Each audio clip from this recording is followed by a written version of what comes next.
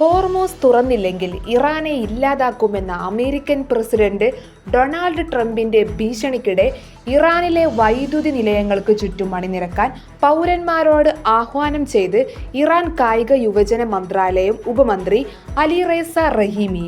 ഇന്ന് ഉച്ചയ്ക്ക് 2 മണിക്ക് രാജ്യത്തുടനീളമുള്ള വൈദ്യുതി നിലയങ്ങൾക്ക് മുന്നിൽ യുവാക്കളും കലാകാരന്മാരും കായിക താരങ്ങളും ഉൾപ്പെടെയുള്ളവർ മനുഷ്യച്ചങ്ങല തീർക്കണമെന്നാണ് അലിറേസ റഹീമി ആവശ്യപ്പെട്ടിരിക്കുന്നത്.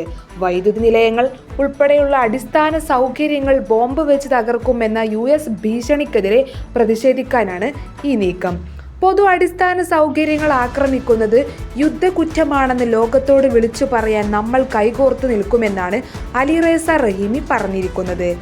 പശ്ചിമേഷ്യയിൽ ഇറാൻ-ഇസ്രായേൽ അമേരിക്ക സംഘർഷം കൂടുതൽ രൂക്ഷമായി കൊണ്ടിരിക്കുകയാണ്. 2026 ഇസ്രായേൽ അമേരിക്ക ഇറാൻ സംഘർഷം മധ്യേഷ്യയിൽ വലിയ അസ്ഥിരതയാണ് ഉണ്ടാക്കിയത്.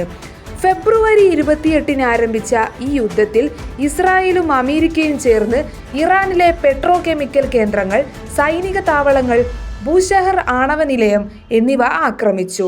ഇറാൻ അതിന്റെ തിരിച്ചടിയായി മിസൈലുകളും ഡ്രോണുകളും ഉപയോഗിച്ച് ആക്രമിക്കുകയും ഹോർമൂസ് കടലിടുക്ക് പൂർണ്ണമായി അടയ്ക്കുകയും ചെയ്തു. ഇത് ആഗോള എണ്ണ വിപണിയെ ബാധിക്കുകയും എണ്ണവില ബാരലിന് $100 മുകളിൽ എത്തുകയും ചെയ്തു. മാത്രമല്ല, അമേരിക്ക ഇറാന്റെ പരമോന്നത നേതാവായ ആയത്തുള്ള അലി ഖമനേയെ വധിക്കുകയും തുടർന്ന് അദ്ദേഹത്തിന്റെ മകൻ മൊജ്തബ ഖമനേയി അധികാരത്തിൽ വരികയും ചെയ്തു.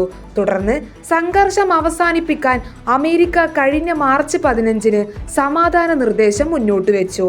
എന്നാൽ ഇറാൻ ഇത് തള്ളിക്കളയുകയും ഗൾഫ് രാജ്യങ്ങളിലുള്ള അമേരിക്കയുടെ സൈനിക കേന്ദ്രങ്ങളെ ആക്രമിക്കുകയും ചെയ്തു.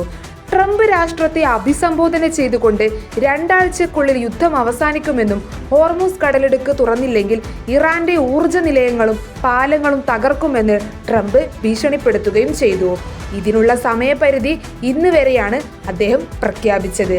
താൽക്കാലിക വെടിനിർത്തലിന് പകരം യുദ്ധം പൂർണ്ണമായും അവസാനിപ്പിക്കണമെന്ന നിലപാടിലാണ് ഇറാൻ.